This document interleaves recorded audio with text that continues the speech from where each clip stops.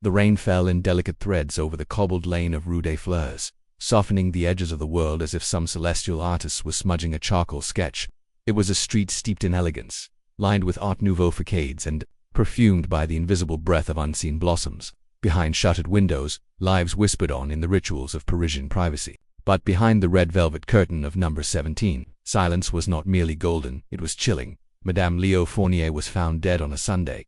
The morning had begun unremarkably. A milkman had rattled down the street. A girl with a red scarf had giggled beside the florist's cart. Life had behaved precisely as it always did until the maid, trembling with a tray of half-spilled coffee, stumbled into the salon and found her mistress sprawled across the Persian rug, her head at an unnatural angle, a book of poetry still open in her hand. Poisoned, Inspector, Lefebvre had murmured an hour later, peering over the rim of his pince-nez with a furrowed brow, or perhaps a four. But the neck it is, snapped. The doctor agreed.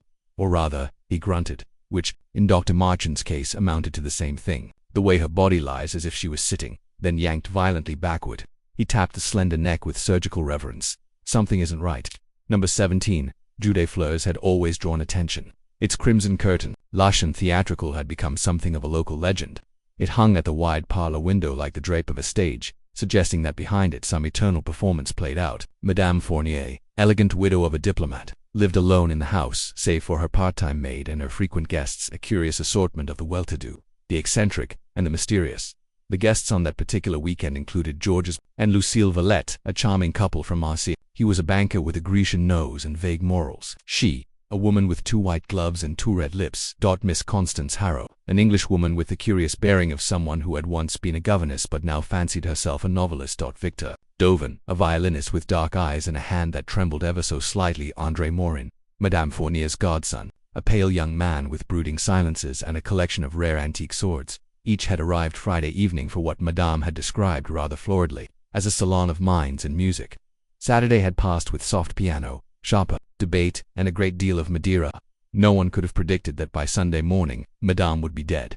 There was no sign of forced entry. No screams had been heard. The guests had all been in their respective rooms, or so they claimed. And yet, it was Miss Harrow, her voice a mix of apology and precision, who had uttered the sentence that would prove most curious later. "I heard someone whispering," she said to Inspector Lefebvre, clutching a cup of untouched tea, "around midnight, behind the curtain. I assumed it was Madame reciting poetry."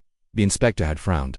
Madame Fournier was in her bedroom at midnight. The curtain hides only the window. "Yes," said Miss Harrow. "Exactly." That same evening, as the household remained under discreet guard and the guests were asked, most politely but firmly, not to leave, a telegram was dispatched to Hercule Poirot, 56B, Whitehaven Mansions, London. Urgent. Stop unnatural death of Madame Fournier in Paris. Stop circumstances puzzling. Stop please advise or attend if possible. Stop Lefebvre. Inspector, Paris. Police. Poirot was not in London when the telegram arrived. He was, in fact, already in Paris, enjoying a breakfast of brioche and bitter chocolate at the Café de la Cloche. When the folded note was placed gently beside his coffee, he read it once. He folded it once more. "The widow Fournier," he murmured aloud. Hastings, across the table, looked up from his plate of eggs. "You know her." Poirot smiled without warmth. "Once, long ago. And when a woman of secrets dies behind a curtain of red, mon ami, it is rarely a natural thing." He dabbed the corners of his mouth with his napkin and rose. "We go to Rue des Fleurs at number 17. The storm of questions waited behind the stillness. The curtain, untouched, hung as it always had, but in the folds of velvet. Poirot would soon find a wrinkle in time, a whisper of misdirection, and perhaps the faint imprint of a killer's hand. Chapter 2. A House of Shadows. The black cab pulled up to number 17, Rue des Fleurs, just as the clouds gave way to a thin, reluctant sun. Hercule Poirot, immaculate as ever in a dove-gray suit, stepped out with the care of a man descending onto sacred ground. Behind him, Captain Hastings followed with a puzzled expression and a small notebook already half full of observations. The house stood modest but proud, its rotund balcony curling like calligraphy. Its windows shuttered save one, the window behind the infamous red curtain. The fabric now hung eerily still, its theatrical flare at odds with the pall of death hanging over the street. Inspector Lefebvre greeted them at the gate. Tall, graying, and wrapped in a heavy coat, despite the warming day, he extended a gloved hand with the air of a man who had already decided the case was far from straightforward. "Merci for coming so quickly, Monsieur Poirot. I trust your journey across the river was not too trying." Poirot offered a thin smile. A man who is accustomed to crossing international borders, my friend, is not troubled by the same. He turned to face the house. "So, you have kept the guests within?"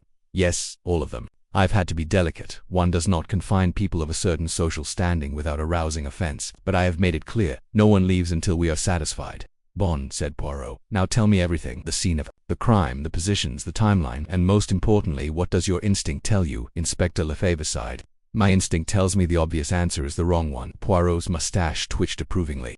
Inside the house was an opulent tomb. The salon still smelled faintly of lilies and powder. Sunlight filtered through the red curtain, dyeing the room the color of old blood. Poirot stood for a long moment, letting the silence settle over him, like dust. This is where she was found, he asked quietly. Lefebvre nodded. Here on the rug, her head twisted, her neck broken. The physician says it was a clean fracture, not the result of a fall. More like he hesitated. More like someone pulled her backwards violently. Poirot's eyes scanned the room. No sign of struggle. None. No objects displaced. No bruising, apart from the neck. She was holding a book Ronsard open to a love poem. Poirot knelt by the rug, tracing invisible lines in the air with one gloved finger. She was expecting someone, he said, or rather she was. At ease. One does not read poetry aloud for a burglar. Lefebvre tilted his head. How did you know she read it aloud? Poirot pointed to the side table. There a glass of warm milk, half drunk, a pair of reading spectacles, and see here the book's spine bent back too far. She was reading it with intensity, likely reciting. The maid heard her often. Yes, Lefebvre blinked. How did Poirot cut him off with a small wave of the hand? And now, let us examine this curtain. The famous curtain. The fabric was thick, theatrical, old world. Poirot pulled it gently to one side and examined the window behind. Hastings leaned in, frowning. It's locked, Hastings noted. From the inside, indeed, murmured Poirot. And yet, the maid said the curtain was swaying when she entered, did she not? Yes, said Lefebvre. She mentioned a movement, as if someone had just slipped behind it. But we found no one. Poirot reached inside the deep folds of the curtain and retrieved something small. A thread. No, not a thread. A single dark hair. He held it up to the light. Ah, he said. Now that is most interesting. By mid-morning, Poirot had assembled the household in the dining room, a grand affair with her backed chairs and oil portraits that watched like silent jurors. The guests looked understandably shaken. Lucille Valette dabbed at her eyes with a lace handkerchief, her perfume floating too heavily in the air. Her husband Georges stared moodily into his coffee, avoiding everyone's gaze. Victor Duvin sat stiffly, his fingers drumming an erratic beat on the polished table. The violinist's hands were restless, yet elegant, and Poirot noted that he wore gloves indoors. Miss Constance Harrow, pale but composed, kept clutching her necklace, a silver locket, most likely sentimental, and glancing at the window. The red curtain was visible from here, and André Morin, the godson, sat slouched with arms crossed, a permanent scowl carved into his youthful face. There was something bitter in his silence, not grief, but disdain. Poirot took his place at the head of the table, steepled his fingers, and began. Madame Serious, he said, his voice calm and clear. I understand this is a most difficult time. The death of Madame Fournier has shocked you all, but I ask that you indulge me in some simple questions. The truth, even when painful, must be uncovered with precision. He turned to Lucille. Madame Valette, where were you between the hours of 11 and midnight? Lucille blinked. In my room, reading. Georges was asleep already. Her husband grunted. I take sleeping powders every night. She knows that. Poirot turned to Miss Harrow. And you, mademoiselle? I heard someone whispering, she said, her voice still faintly incredulous. I told the inspector I couldn't make out the words. It was just a soft voice, almost like a ghost. Poirot said nothing, merely nodded. He looked at André. And you, Monsieur? André shrugged. I was in the library reading a letter from my solicitor. Can we see this letter? He hesitated. It's private. Poirot's eyes narrowed just slightly. And you, Monsieur Dupin? The violinist met Poirot's gaze with a strained smile. I was writing music in my room. I can show you the score. Later, said Poirot smoothly. Now, tell me, did anyone enter or leave the house yesterday evening? Anyone not of your party? A silence settled over the room. And then Miss Harrow spoke. Well, yes, there was one man. All heads turned. A visitor? Asked Poirot, eyes suddenly sharp. He didn't come inside. I saw him from the upstairs window, standing across the street, tall hat low, just watching. Poirot rose slowly. Then, Mademoiselle Harrow, I think you and I shall take a little walk. I should like to see the view from your window. Outside, the clouds were returning. From the upstairs guest room, Poirot stood beside Miss Harrow and gazed through the glass. Across the street stood a shuttered tailor's shop. Its display was static, dusty mannequins and cravats. But Poirot's eyes did not stop there. They drifted upward there. A window, slightly open, barely perceptible. He smiled. The man you saw, mademoiselle. He was not merely watching, he was waiting. Miss Harrow turned to him, startled. For what? Poirot didn't answer immediately. Instead, he turned from the window and gently pulled at the curtain beside it. Red velvet. Not as rich, not as grand, but familiar. Identical, in fact, to the curtain in the salon. Jeu des Fleurs, Poirot said softly. has more than one red curtain, and I fear this one too has secrets behind it. Chapter 3.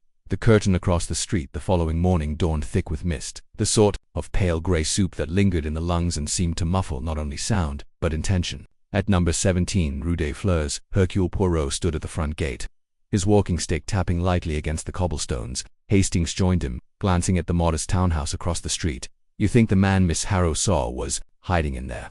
Hastings asked. Poirot gave a small, measured nod. "But of course, mon ami, consider a guest claims to see a figure watching the house shortly before Madame Fournier is murdered. The same guest is uncertain, or so she pretends, whether she saw him inside or outside the curtain.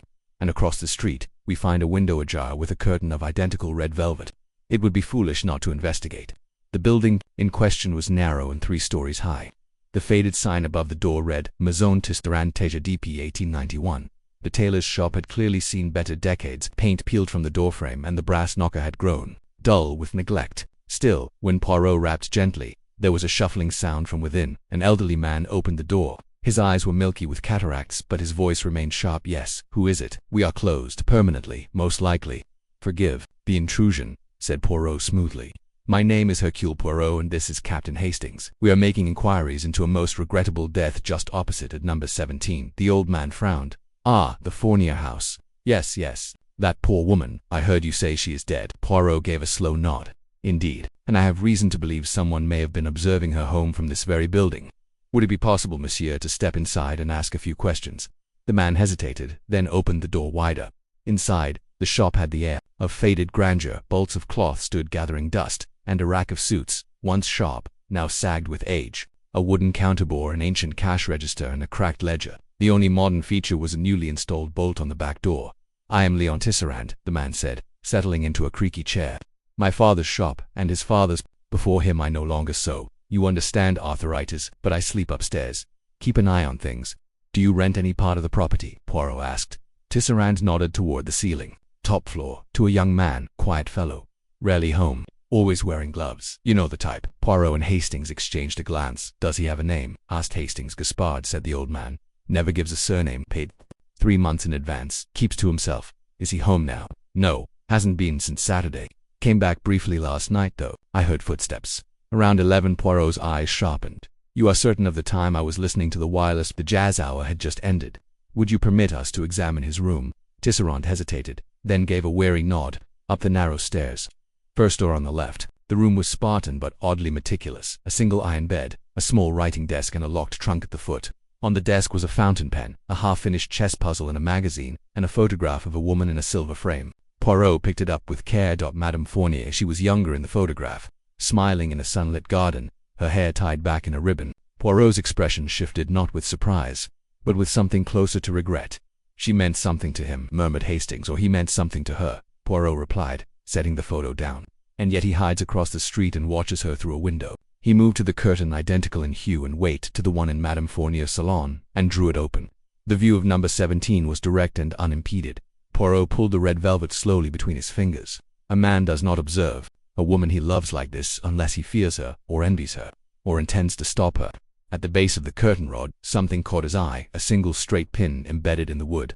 Oddly placed, deliberate. Poirot removed it and studied the tiny smear of wax on the end. He said nothing, but his eyes glittered. Back at number 17, Lefebvre was pacing in the parlor. "None of the guests have attempted to leave," he reported, "though André Morin has demanded to call his lawyer, and Madame Valette has been very vocal about the conditions." Poirot responded with a distracted nod. "Inspector," he said softly, "I must request a search warrant for the man known as Gaspard. He lives across the street, and he is no stranger to Madame Fournier." Lefebvre looked skeptical. "Based on what?" Poirot held up the photograph. "Their connection is clear. The motive is not yet, but allow me a little time. The truth has a habit of revealing itself when the dust of deception is gently blown away." By late afternoon, the guests had gathered again in the dining room at Poirot's request. "I ask for a few more moments of your time," he said politely. "There are threads, shall we say, that require aligning." He turned to Miss Harrow. "Mademoiselle, would you mind terribly showing us your locket?" She blinked. "My locket? Oui, merely for observation." With evident reluctance, she unclasped it and placed it in his hand. Inside was a tiny portrait of a child, a girl, blue-eyed, smiling. Poirot nodded. "She is yours." Miss Harrow hesitated. "My sister's. She died young. I keep her near." Poirot's face softened. "Thank you. I have one more question. When you saw the man across the street, did he move at all?" No, he was very still. He wore a long coat and a hat pulled low. I could just barely make out his face. Could it have been someone from the house? I don't think so, but perhaps. Poirot turned next to Victor Duvin. Your hands, monsieur. You wear gloves indoors, an unusual habit. The violinist flushed.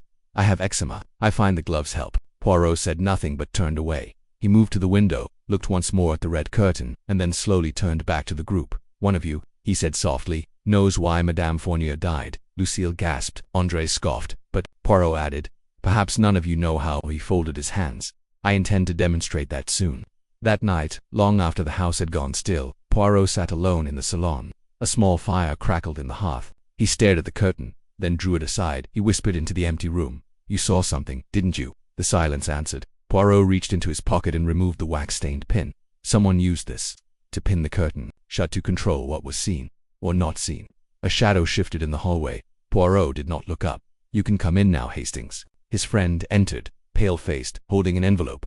This arrived by courier. No return address. Poirot opened it and read the note. His brow furrowed, then lifted. Well, he said quietly. It seems the game is beginning to play itself. He folded the letter and placed it on the mantelpiece. Its contents read, she was going to tell. I couldn't let her. But I didn't kill her, I swear on my life. Chapter 4. Secrets in Wax and Ink. By morning, the mood at number 17. Jus de Fleurs had curdled into something raw and brittle. The guests no longer lingered in the common rooms or exchanged pleasantries. Suspicion, once a fog, had solidified into silence. Poirot noted it with the calm air of a botanist observing the blooming of a poisonous flower. Breakfast was served stiffly. No one touched the croissants, only the butter knife saw movement in Victor Duvin's trembling hand. Sawing at nothing. In the quiet, Poirot turned to Inspector Lefebvre. Tell me, have your men found Gaspard? Lefebvre shook his head, tight-lipped. Gone, vanished. The landlady claims he returned briefly on the night of the murder, but since then no sign. We've alerted the border authorities. Poirot sighed, not in disappointment but in confirmation. He will not be found. Easily not yet. Hastings, seated nearby, leaned forward. But you said he was watching Madame Fournier and he had her photograph. Poirot nodded. Yes, and he had motive too, I believe, but not the opportunity. Lefebvre raised an eyebrow. Then whom do you suspect? Poirot rose from his chair. I suspect, he said quietly, that the answer lies not in the streets of Paris, but within the walls of this house, and more precisely, in a conversation that was never meant to be overheard. Mid-morning, Poirot returned to the salon and once more examined the red velvet curtain. His fingers traced the inner edge where he had earlier found the pin. He now noted, with extreme care, the faintest smear near the hem, not quite visible, unless you knew to look. Wax, he said aloud. He called Hastings. Do you see this mark here? A streak, faint, translucent, like the brush of a candle. Hastings bent closer. Yes, but how would candle wax end up on the curtain? Ah, Poirot smiled, but that is the wrong question. The better one is who placed it there. Deliberately, he turned to the sideboard and examined the silver candle holders. One was slightly out of alignment. He lifted it. Beneath its base, a scrap of thin vellum curled and heat-singed at one corner. Hidden, Poirot murmured. Not destroyed, only hidden. He unfolded it with delicacy. It was part of a letter, clearly torn from a longer page. The ink was faded, but legible. Cannot protect you anymore. If you insist on making it public, then you must be prepared for the consequences. I have done what I can, but the truth will not stay buried forever. G. Hastings stared. Gaspard Poirot nodded, but his lips were pursed thoughtfully, or someone who wanted us to think so. Later that day, Poirot conducted his next round of interviews, more subtle now, more psychological. He began with Victor Duvin, inviting the violinist into the study. Your hands, Monsieur, Poirot said. Still shake. Victor nodded. Shamefaced. Yes, a temporary condition. It has plagued my performances. And you knew Madame Fournier well. We met through friends. She had a salon, you know. She loved music. She was kind to me. Once, Poirot said nothing, simply observed the way Victor's gloved fingers twisted in his lap. Did she ever confide in you? Speak of secrets. Victor looked up sharply. What kind of secrets? Poirot's gaze was cool. Those that involved trust or betrayal. The violinist did not answer. Poirot next spoke with Lucille Valette, finding her in the drawing room dabbing perfume on her wrists. A trying time, madame. She exhaled smoke from a thin cigarette. You could say that, a house full of nerves and judgment, and a dead woman in the next room. Poirot's tone was mild. You speak without affection for Madame Fournier. Lucille laughed softly. She had a way of looking at people, as though she already knew the worst about them. And did she know the worst about you? Lucille met his gaze, eyes glittering. She thought she did. But I told her, gossip can be dangerous, especially when you whisper it behind a curtain. Poirot leaned in. Were you the last person to speak with her, madame? Lucille crushed the cigarette into the ashtray. No, she said, but I may have been the last to threaten her. That afternoon Poirot received a visitor. It was Marcel Fournier, the late husband's brother, a graying academic with a gentle cough and a cold stare. Lefebvre had summoned him from the countryside. He came bearing information. "My brother died 12 years ago," he said, settling heavily into the armchair, "and Madame Fournier changed after his death. She was no longer merely a hostess. She began collecting secrets, letters, confessions. It became a sort of obsession." Poirot nodded. "She spoke of exposing someone." "Yes, she told me a week ago over tea. She had finally decided to reveal what she called the burden. She wouldn't say what it was, but she said it would ruin at least one life in this house." Poirot's eyes lit. "So she invited them here deliberately?" "I believe so." He paused. "She was a woman prepared to destroy someone. And someone, perhaps, destroyed her first." Night, who had fallen again. The city glowed with the golden hush of late evening. In the study, Poirot sat before a spread of items. The letter fragment, the wax pin, the photograph, and a new edition, a torn theatre program from La Comédie Française dated 3 years prior, found in Ander Morain's room. On the back, written in a rushed hand, Jeu Blanche the studio. 8 p.m. No one else must know. Poirot tapped his fingers together. A rendezvous, a secret location, an art studio, perhaps. He stood Hastings, he said. "We go to Rue Blanche." They arrived just after 9. The studio was tucked between a shuttered gallery and a bicycle repair shop. The windows were papered over, but a faint light glowed within. Poirot knocked. A young woman opened the door, auburn-haired, paint on her cheeks, startled expression. "Yes." Poirot bowed slightly. "Pardon, mademoiselle, we are seeking information about Madame Fournier." "You knew her?" The girl hesitated, then nodded. "She used to come here to see my mentor, but he's gone now." "And did she meet someone here, perhaps secretly?" Another hesitation. "She met a man, not an artist, older, polished, always wore gloves." Poirot's voice became soft. "Did you ever learn his name?" She nodded slowly. "George's valet." When Poirot and Hastings returned to Rue des Fleurs, the house was quiet. The guests were asleep. Poirot, however, was not. He placed a single folded page on the hallway table, the theatre program, and underneath it, the note received the night before. She was going to tell, "I couldn't let her, but I didn't kill her." He turned to Hastings. "The truth," he said, "has begun to loosen its collar." Chapter 5. The Man with White Gloves. The next morning Poirot convened a discreet meeting in the drawing-room. A gentle fire crackled in the hearth, though it was hardly cold. Poirot always claimed the flames helped illuminate thought. Only Inspector Lefebvre and Hastings were present. The guests were still upstairs. Under subtle surveillance, Poirot stood near the mantelpiece, fingertips pressed together. His eyes glittered with that intense stillness that always preceded revelation. "We have reached," he said softly, "the edge of the labyrinth. Let us now begin the return." Lefebvre raised an eyebrow. "You believe you know who killed Madame Fournier?" "I believe I know who feared her," Poirot corrected, "and who had reason to silence her." "The distinction is important." Hastings' notebook ready asked, "Is it the man guessed, the one from the studio, or this George's valet?" Poirot nodded slowly. "We now understand that Madame Fournier was orchestrating a confrontation, a salon of minds and motives. She summoned those who had wronged her or one another. Each guest had a secret. She intended to bring them all into the light." He picked up the torn letter fragment found under the candle holder and read it aloud. "I cannot protect you anymore. If you insist on making it public, then you must be prepared for the consequences." Poirot folded the paper. This was not a letter of love, Hastings. It was a warning. The writer was desperate to prevent a revelation, but the real question is not who wrote it, but who knew about it. He turned to Lefebvre. "I need you to help to stage something theatrical." Lefebvre looked alarmed. "Theatrical?" Poirot smiled. "Yes, a small performance. The truth, I find, responds best to a little drama." At precisely 8 o'clock that evening, the guests of number 17 were invited once more to the parlor. They arrived wary, silent, glancing sidelong at one another like actors awaiting their cues. Poirot stood at the center of the room, his black walking stick beside him, his silhouette outlined by the flickering hearth. The red curtain hung behind him like a velvet witness. "My friends," he began, "you have all been patient and I thank you. The time has come to speak plainly. The death of Madame Fournier was no accident. It was murder." Lucille Valette gasped. Miss Harrow clutched at her locket. André Morin rolled his eyes. And, Poirot continued, "the murderer sits in this room." A silence as dense as fog followed.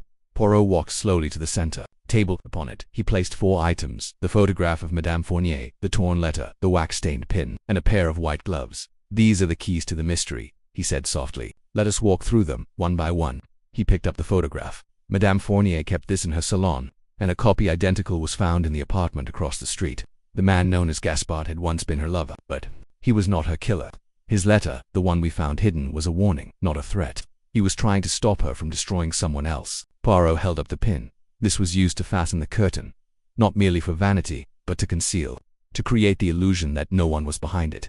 In fact, It helped someone enter the room unseen, move behind the curtain, and then emerge at the opportune moment. He lifted the gloves next, white, immaculate, and frequently worn by one among us. Not for medical reasons, but for performance, for habit, for hiding fingerprints. He turned slowly toward Georges Valet. You, Monsieur Valet, shifted in his seat. Are you accusing me, Monsieur Poirot? I am observing that you lied.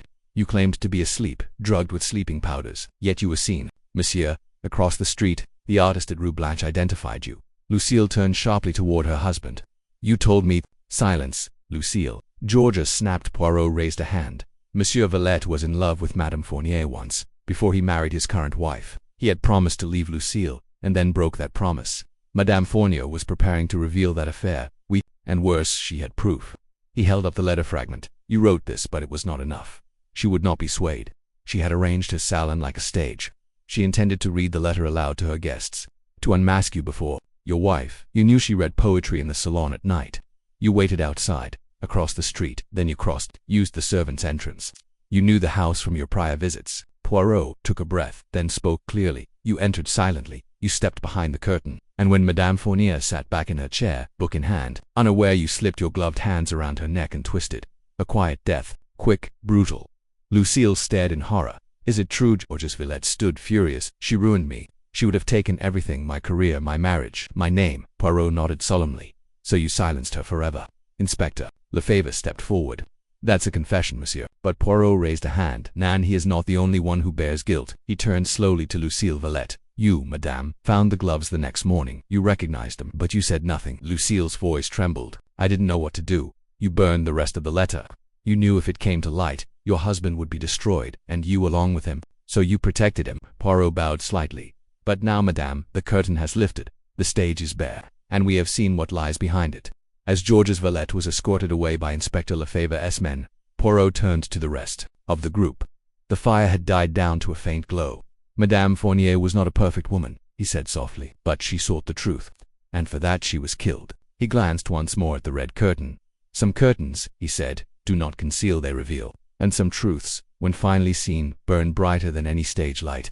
Chapter 6. The tear in the curtain. The aftermath of Georges Valet's confession should have brought peace, a neat conclusion tied with a ribbon of justice. But Poirot, that most fastidious of men, did not yet pack his valise. The next morning, he stood once more in the salon of number 17, Rue des Fleurs, his gaze fixed not on the chair where Madame Fournier had died, nor on the curtain that had so dominated their attention, but on the empty space beside the fireplace. It does not settle, he murmured. Hastings, who had assumed the case to be over, paused mid-buttoning his coat. What doesn't settle? Poirot, we have a motive, a confession, a cover-up. What more could there possibly be?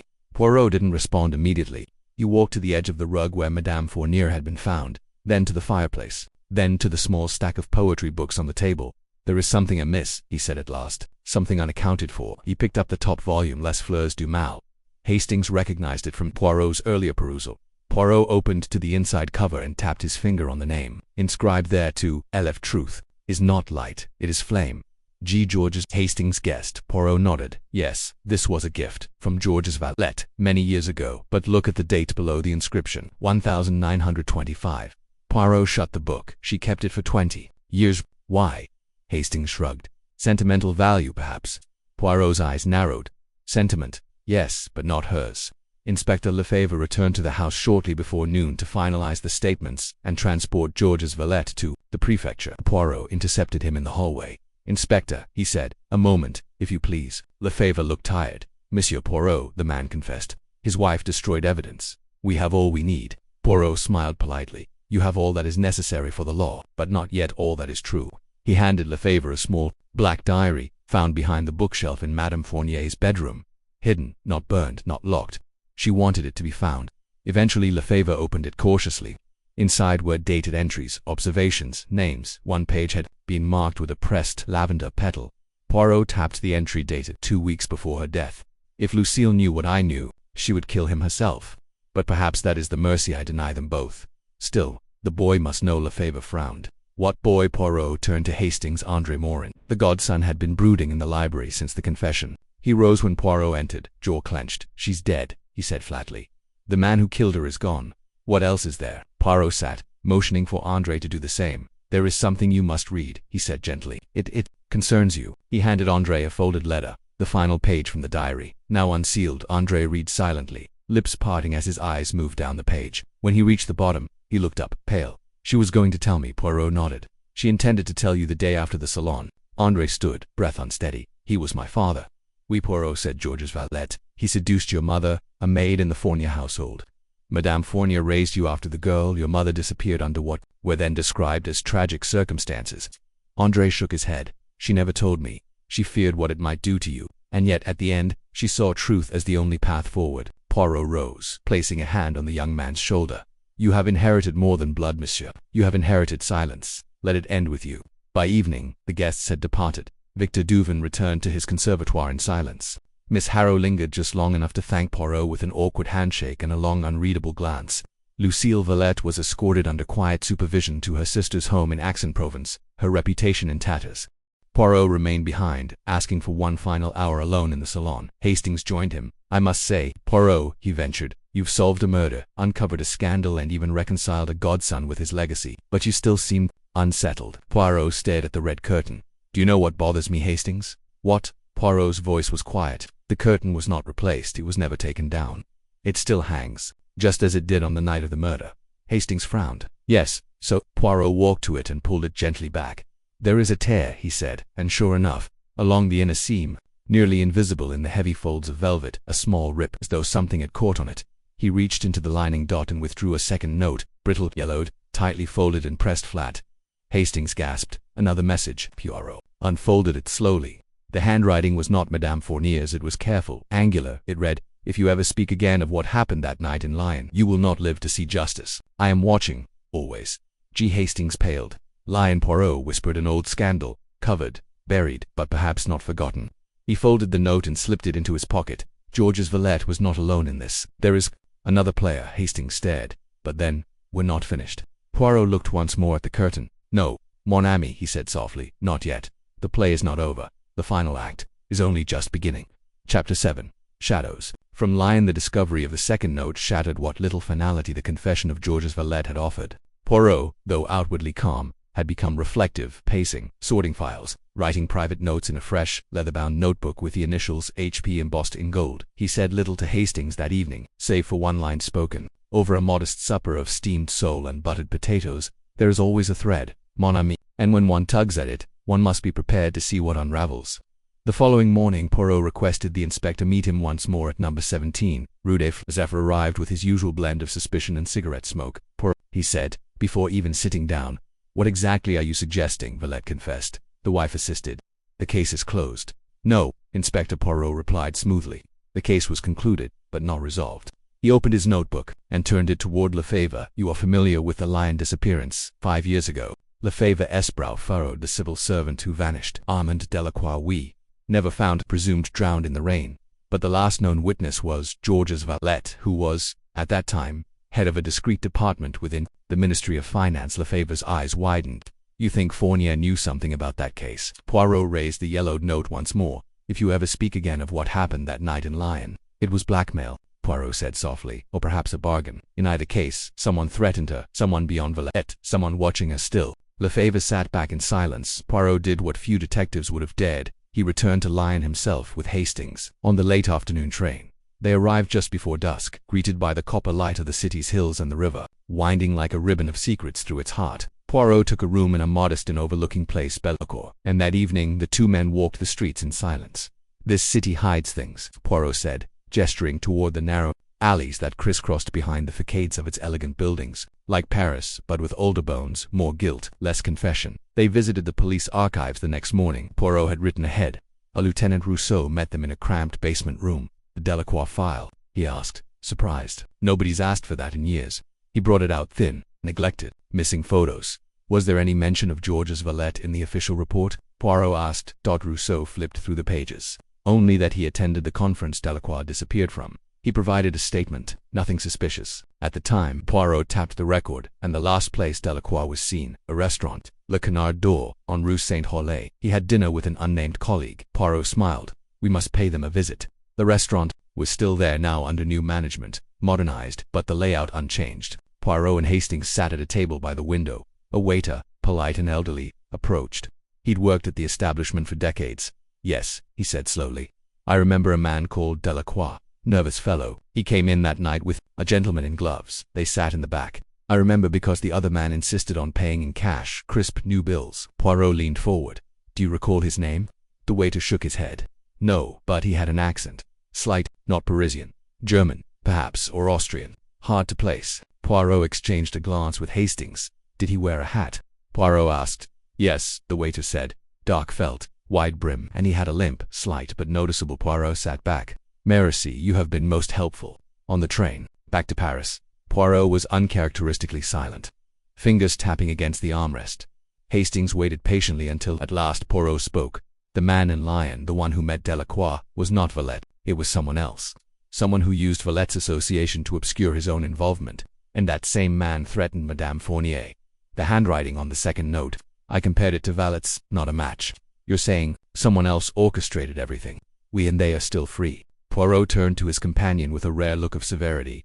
Hastings, we have uncovered a far deeper crime. A man disappeared, a woman died, and a puppeteer has been hiding in the shadows all along, behind velvet curtains, behind false names, behind gloves, not to conceal eczema, but to avoid identification. He reached into his coat and removed a small envelope, one he had taken from Madame Fournier's diary but had not yet opened. He did so now. Dot inside was a photograph, grainy black and white dot. It showed 3 men, standing in front of a conference hall. One of them was Georges Valette, one was Armand Delacroix, and the third face, partly turned, hat low, cane in hand, was a man Poirot had seen once before, not in Lyon but in Paris, in the audience at the opera, and more recently, standing across the street from Rue des Fleurs. Chapter 8. The Man. Without a name, the photograph haunted Poirot, long after their return to Paris. 3 men, 1 missing, 1 dead, 1 unnamed. Georges Valette's face was unmistakable, thin, proud, with the sharp jawline of a man raised on power and privilege. Armand Delacroix, by contrast, appeared timid, eyes heavy with weariness even in stillness. But the third, he was the ghost in the frame. His features were partially obscured by the brim of a hat. He wore gloves, held a cane in his left hand, and there, barely visible on the lapel of his overcoat, was a pin. Small, metallic, shaped like an inverted fleur-de-lis. As Poirot studied it, now beneath a magnifying glass in the quiet of number 17's library. The pin, he said softly to Hastings, who sat beside him. It is not decorative, it is official, a symbol of rank, perhaps military, perhaps something less visible. Hastings leaned in. You think he's the one who killed Delacroix? I think he ensured Delacroix vanished, and I think Madame Fournier knew his identity. Poirot tapped the photograph. She kept this, hidden in a letter from the diary. She never showed it to Lefebvre. She never gave it to André. It was the only thing she hid, even from herself. That afternoon, Poirot and Hastings paid a visit to the National Archives near Hôtel des Soubise, a place so hushed and reverent that even whispering felt profane. With Lefebvre's cooperation and Poirot's credentials, they were granted access to records from the Ministry of Finance, Foreign Service, and finally a peculiar subdepartment of the Office of Cultural Assets, operational until 1929. Inside one file, nearly forgotten under a mislabeled folder, Poirot found the name Baron Emil von Kelstein, Austrian attached, transferred to Paris, 1924, disappeared from public record, 1931, known associate of Valette and Delacroix, special advisor to cultural affairs. Hastings blinked. Kelstein, that's German, Poirot corrected him gently. Austrian nobility, but one who moved icily through political and financial circles. After the war, many men wore masks, for shame or protection. Some used false names, others used silence. Poirot set the file down. Von Kelstein, I believe, never truly disappeared. He simply changed roles. That evening, back in Rue des Fleurs, Poirot called a meeting with Lefebvre and the only guest who had not yet left Paris, Miss Constance Harrow. She had remained at a small boarding house near the Seine, allegedly to gather material for a novel, but Poirot suspected another reason. They met in the drawing room at number 17 that Miss Harrow was composed, her locket still visible around her neck, though she wore a different dress now, pale green, less severe than before. Poirot greeted her warmly. Forgive the summons, but you hold the final thread, I believe. She raised an eyebrow. I do. You were the only one who saw the man across the street, Poirot said, the one in the hat. And you mentioned something very particular, an accent. You said it was soft, almost musical. Miss Harrow hesitated. Yes, Poirot nodded.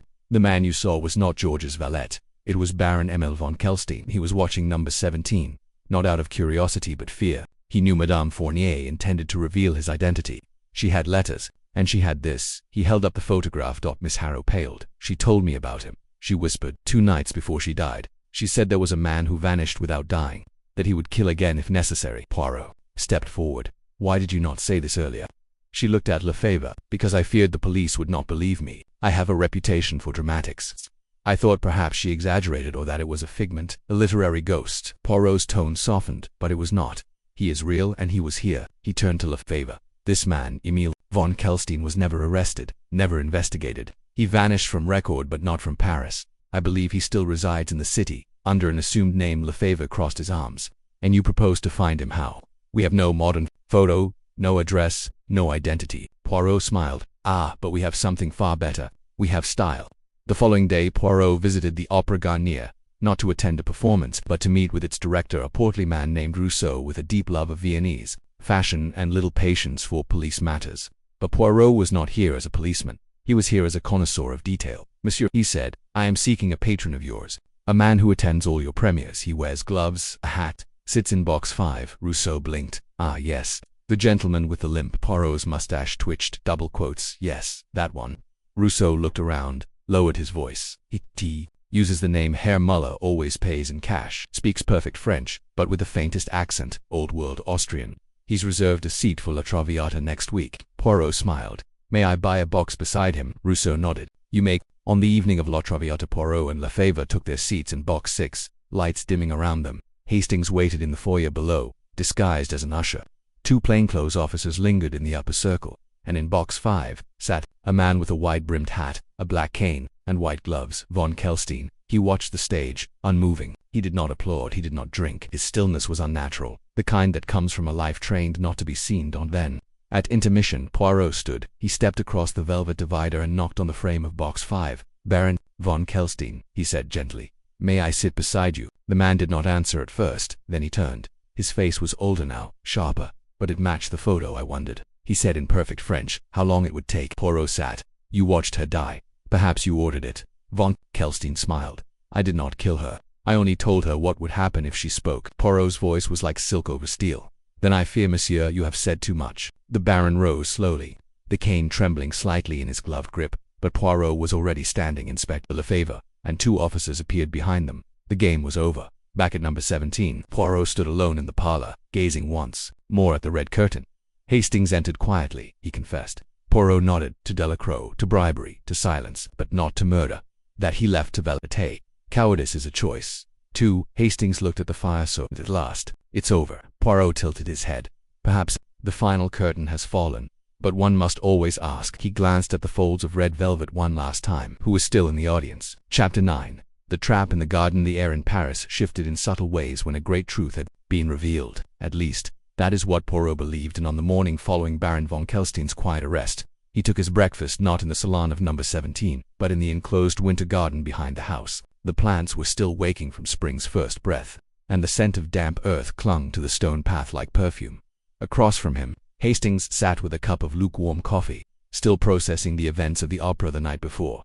He didn't resist, Hastings said. That surprised me. Poirot buttered his toast with calm precision. It is often the most dangerous men who surrender most politely. Von Kelstein has lived too long in shadow. He understands that vanishing now would only confirm guilt. But make no mistake, he is a man who plays the long game. Hastings frowned. But it's over, isn't it? He confessed to blackmail. We have the letter, the photograph, his false identity. Poirot tapped the handle of his spoon against the edge of the cup. We have evidence, he said softly, but not all the truth.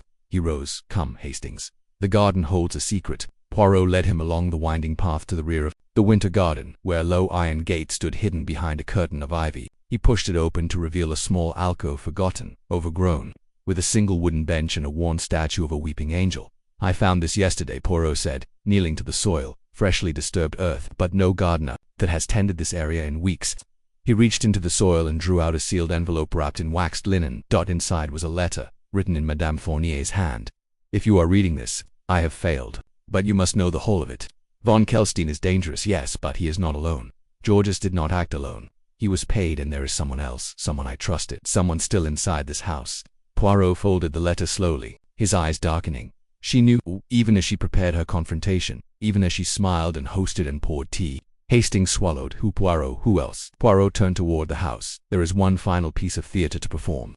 That evening Poirot gathered those still present, Miss Harrow, André Morin, and Victor Duvin, in the winter garden. The sky was a wash of silver, and candles had been placed along the stone path like silent sentinels. Poirot stood before them with a calm expression. "I thank you," he began, "for your continued patience. You have each borne a terrible burden, of uncertainty, of suspicion, of grief." He paused. "But I have one final question, one truth yet unspoken." He turned to André. "Your godmother was afraid for you, not because of the scandal your parentage might cause, but because of what might happen if you learned it too late." André's jaw tightened. "I'm not sure I follow." Poirot stepped closer. "You were in the library the night she died. You claimed to be reading, but your book Don Quixote was untouched, the spine uncracked." André said nothing. Poirot turned to Victor Dovin. "You claimed to be composing music, and yet the pages on your desk bore no ink. You had written nothing." Victor looked up sharply. Poirot raised a hand. "You both lied. But only one of you had reason to fear exposure. Only one of you was in financial ruin, blacklisted from orchestras due to scandal. And only one of you had a motive to keep George's the affair with Madame Fournier secret." He turned. "Miss Harrow." Gasps broke the silence. Constance stood very still, her pale face unreadable. "That's absurd." Poirot's voice was low. "You are not merely a novelist, mademoiselle.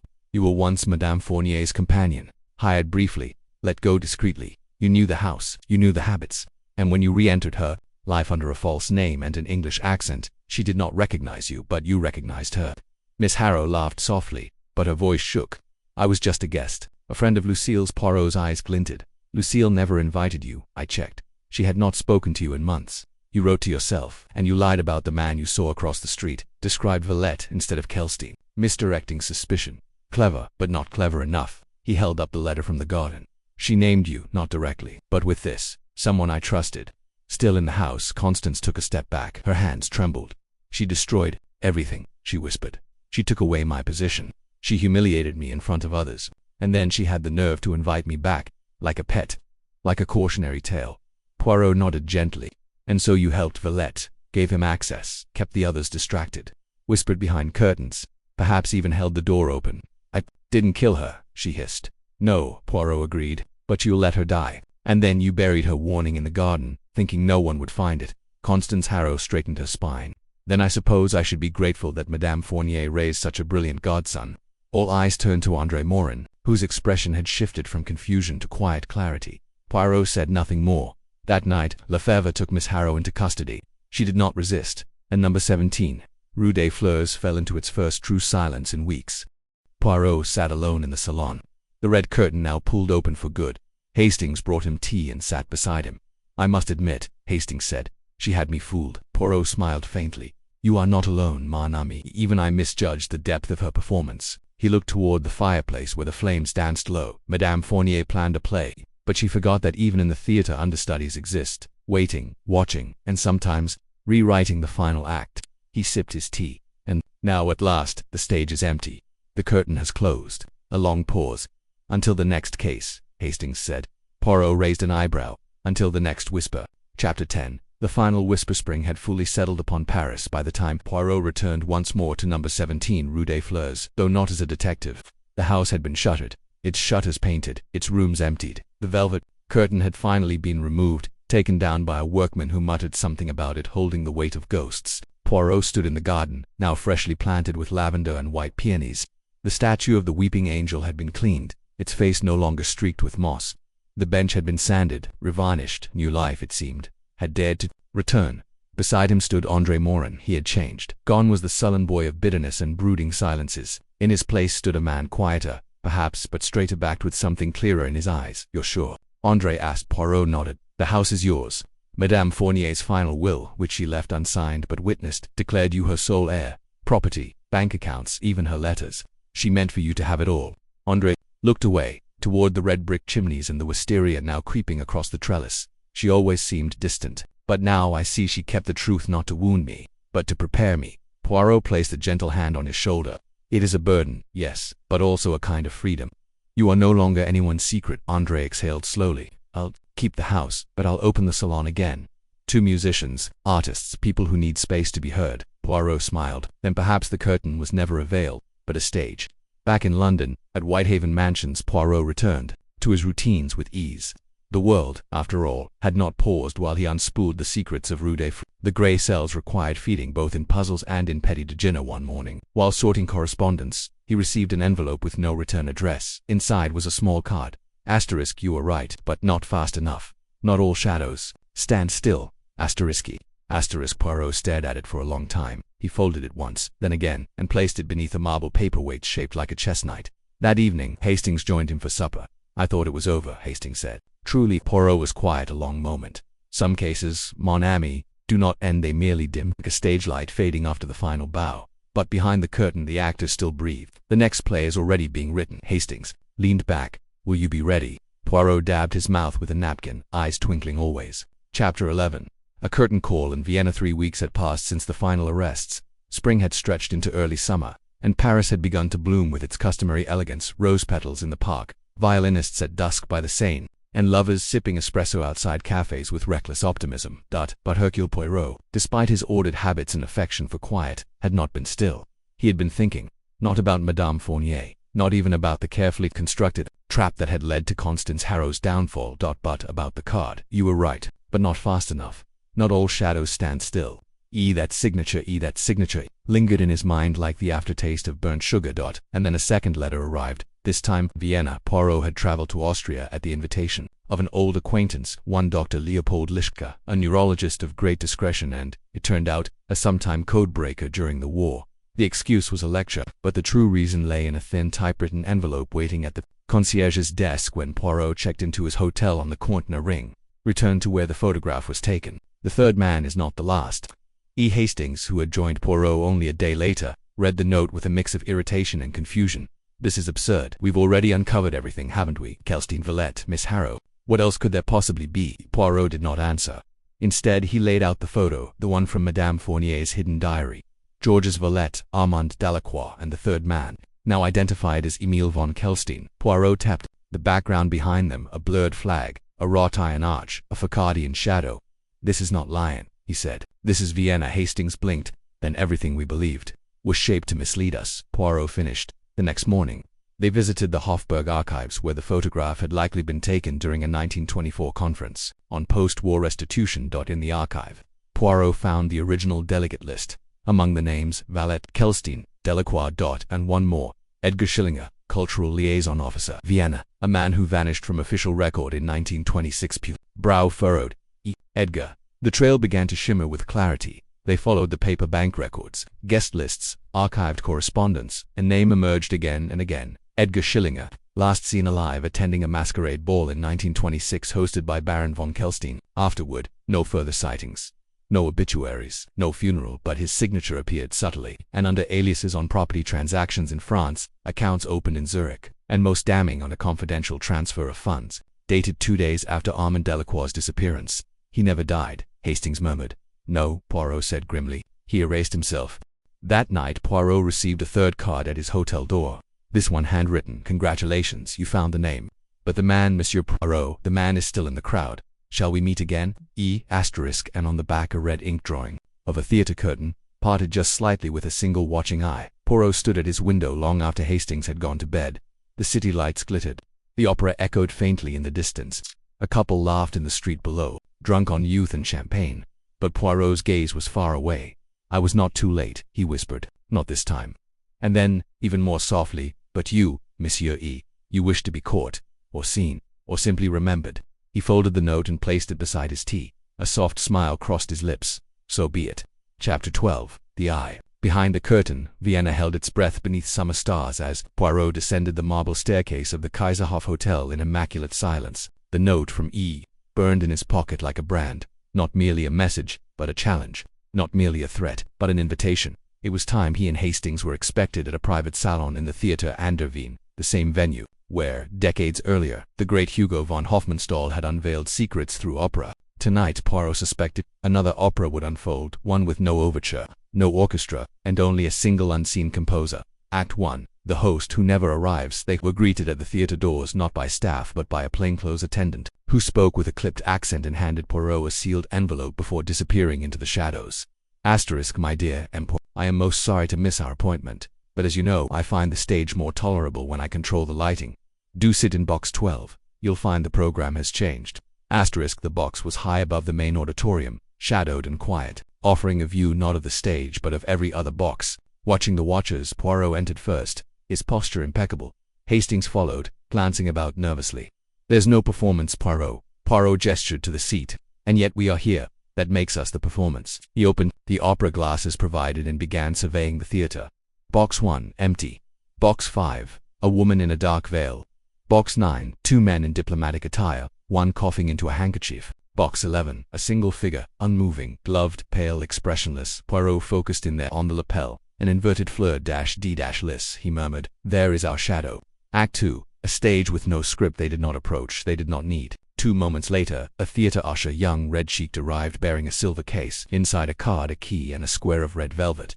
Poirot lifted the card first. Asterisk, you see clearly, Hercule, but can you act? If you would find the truth, come to the Hotel Brian at midnight. Room 407 alone. Asterisk, Hastings began to protest, but Poirot silenced him with a look. The end must be met with elegance, mon ami. No audience, no orchestra, just a final question. Act 3. The unlocked room at precisely midnight. Poirot entered room 407 at the Hotel Brian.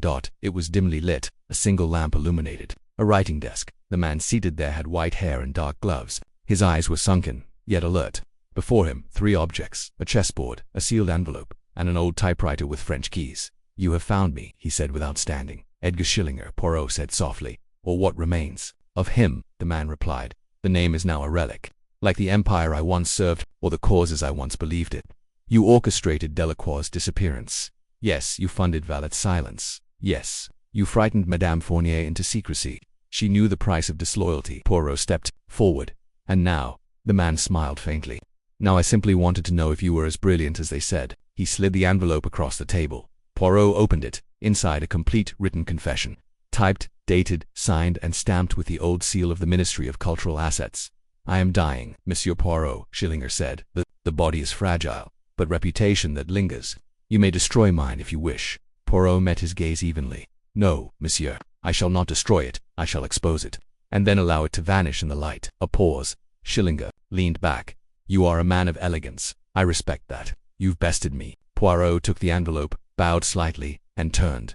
Just before leaving, he said without looking back, you were wrong, you know, or you were not the one behind the curtain. You were the curtain itself, hiding the real performance. And then he was gone. Epilogue. A city that forgets.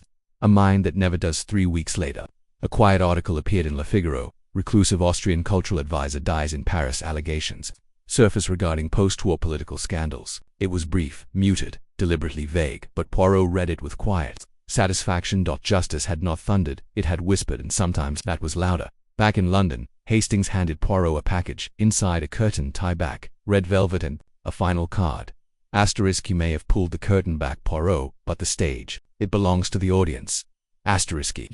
Poirot smiled. Let him have the final word. Hastings, that is all a villain has in the end. He placed the card in his files, under the label resolved, with reservations. Chapter 13. The Mirror in the Frameland. Autumn fog was clinging thickly to Whitehaven Mansions when Hercule Poirot received a parcel. It arrived without fanfare, no wax seal, no cryptic note, only his name in tidy script on the front and a Viennese postmark on the back. Inside was a mirror, small, oval, antique, the sort one might place atop a vanity beside faded perfume bottles and lost hopes. Around its silver edge ran a barely legible inscription.